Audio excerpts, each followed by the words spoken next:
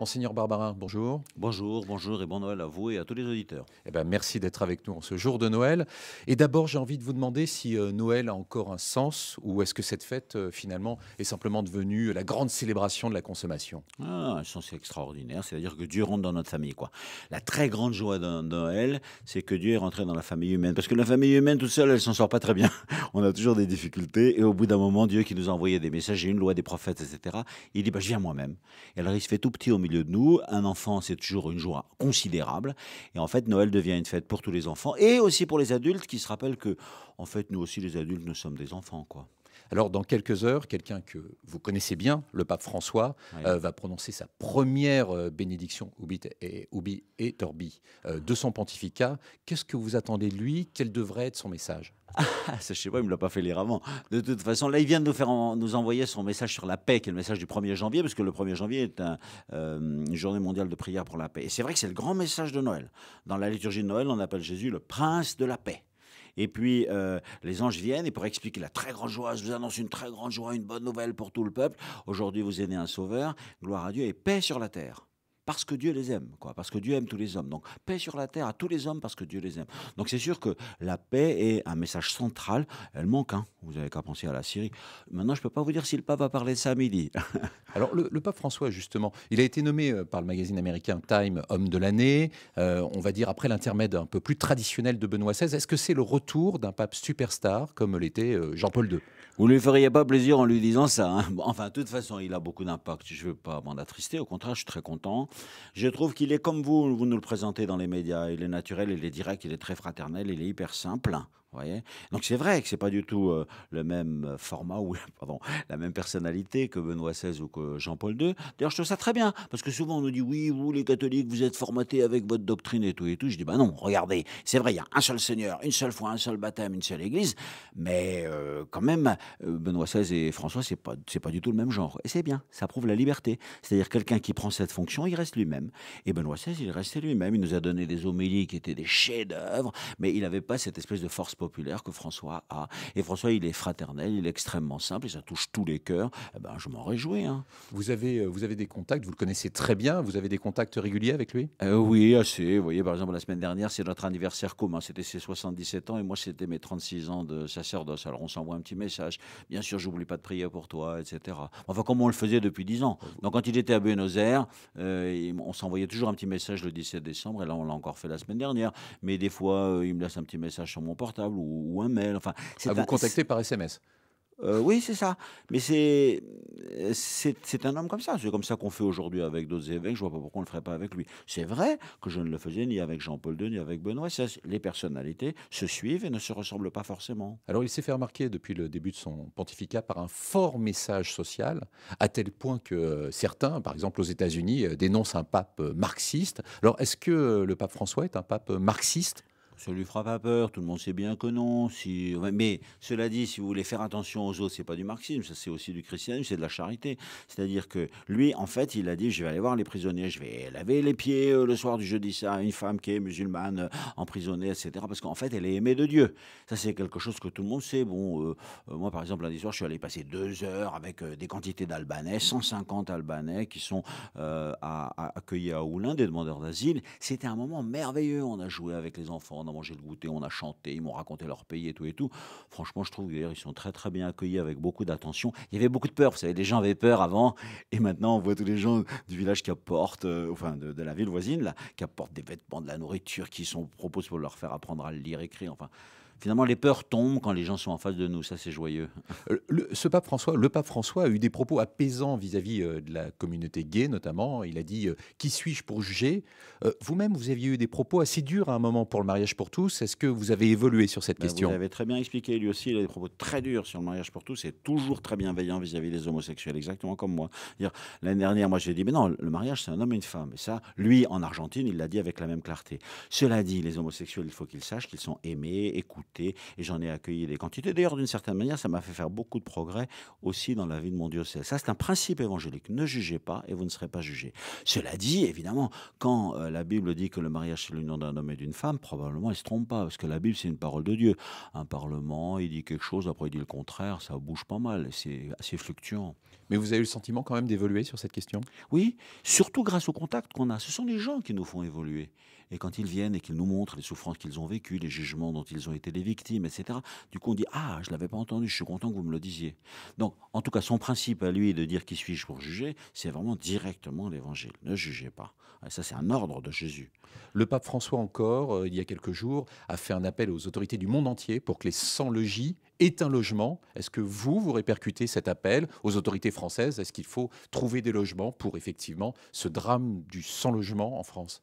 C'est la raison pour laquelle, justement, lundi soir, je suis allé passer si longtemps avec les Albanais qui sont demandeurs d'asile à Oulin.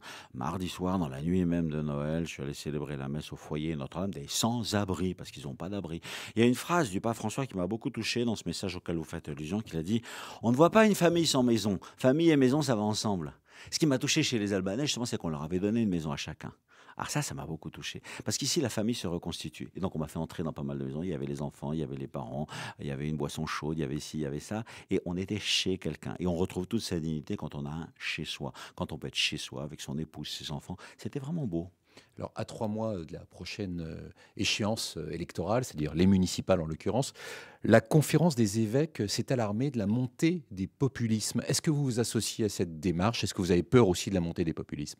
Ben, c'est toujours, si vous voulez, quand les choses sont taillées à l'âche et grossières, vous voyez, c'est toujours un peu dangereux. Vous voyez, moi, ce que je n'aime pas, c'est quand, par exemple, dans les médias ou quand dans la société, on divise le monde en noir et blanc, quoi. Voilà, et on vous fait une présentation. D'un côté, il y a les bons, il y a les méchants. Pour nous, les chrétiens, eh ben, on est tous assez décevants et en même temps remplis d'amour. Dans Je vous salue Marie, on dit Sainte Marie, Mère de Dieu, priez pour nous, pauvres pécheurs. Ben, nous, c'est tout le monde. C'est pas les autres, c'est moi comme les autres, etc.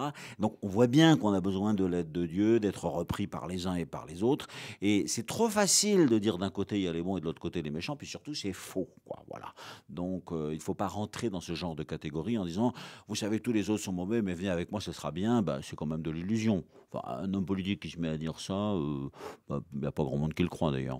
Oui, vous vous alarmez de la montée des populismes, mais en même temps, vous ne citez pas le Front National, qui est un bon exemple d'un parti populiste. Est-ce qu'il n'y a pas un peu d'hypocrisie derrière ça? Non, parce que justement, je veux pas stigmatiser en disant ceux-là, c'est des méchants. Il y a des idées avec lesquelles je suis en désaccord complet et profond. Voilà. Mais en même temps, les personnes seront toujours aimées, quelles qu'elles soient. Vous voyez, c'est-à-dire qu'il n'y a pas, encore une fois, les bons et les méchants. Il y a cette idée-là et je m'y oppose complètement. Vous voyez, c'est-à-dire que, par exemple, vous voulez même mettre tous les immigrés dehors, etc., etc. Ben moi, au contraire, je vais chez eux. Vous voulez me dire un mariage, ça peut être un homme et une femme ou un homme et un homme. Je dis non. Vous voyez, Jésus dit dans l'Évangile que votre oui soit oui, que votre non soit non. On a le droit de dire non tout en aimant profondément les gens. Qu'est-ce que vous dites justement à ces Français qui aujourd'hui connaissent la crise économique et qui ont peut-être la tentation de stigmatiser l'autre, de stigmatiser l'étranger, l'immigré ou même celui qui n'est pas comme lui? Que je les comprends, parce qu'en fait, il souffre. Et quand quelqu'un souffre, il y a une espèce de détresse et de violence qui sort de lui. Et donc, le problème, c'est de le faire reconnaître. Vous voyez, avec ces habitants de Oulin, ça m'a beaucoup touché, parce que au début, quand on leur a dit, il y a 200, il y a 300 Albanais qui vont arriver, ils ont tous eu peur. Il y a eu une espèce de révolte et 6000 signatures. Maintenant qu'ils sont là, et qu'en fait, ils sont paisibles, que les enfants jouent, qu'il n'y a pas du tout de difficulté sociale, au contraire, ils apportent des vêtements, ils apportent de la nourriture, et ils sont d'une gentillesse et d'une présence, et ils viennent pour alphabétiser. Vous voyez. Donc, en fait, concrètement, on les comprend ces peurs. Et elles viennent de difficultés objectives. Et on ne va pas surtout ni les mépriser ou les ignorer. Et même on les respecte, si je puis dire. Et puis après, on dit, il faut les dépasser. Et je trouve qu'on arrive à les dépasser. Ça me réjouit beaucoup. En début de semaine, le Conseil d'État a donc choisi de donner la possibilité aux accompagnatrices de sortie scolaire de porter le voile. Est-ce que pour vous, c'est une décision qui vous satisfait? C'est une décision très française, parce qu'en France, dans les lois, etc., on rentre jusque dans tous les détails et les détails et les détails. Le cardinal 23 dit quelque chose de juste quand il a dit « Est-ce que vous croyez que c'est vraiment l'État français de nous dire comment on doit s'habiller ?» Ouais. Donc un peu de paix, un peu de distance, que chacun garde une bonne distance, quoi. En Espagne, un projet de loi qui devrait être présenté prochainement limite très largement l'avortement. Est-ce que pour vous, c'est une bonne nouvelle? Ben, si ça sauve beaucoup de petites vies humaines, bien sûr que c'est une bonne nouvelle. Vous voyez, je pense que le plus grand drame que vit la France aujourd'hui, c'est le fait qu'il y a 200 000 petits Français qui meurent, quoi. Et ben, moi, je les aime, je sais pas très bien. Alors, si quelqu'un peut faire quelque chose. Vous voyez, par exemple, dans notre diocèse, ce que nous avons fait, c'est une maison pour accueillir les jeunes filles et les jeunes femmes qui veulent garder leur bébé quand il y a une très grosse pression sur l'avortement pour elles. On dit non, non, non, si vous voulez, vous pouvez le garder.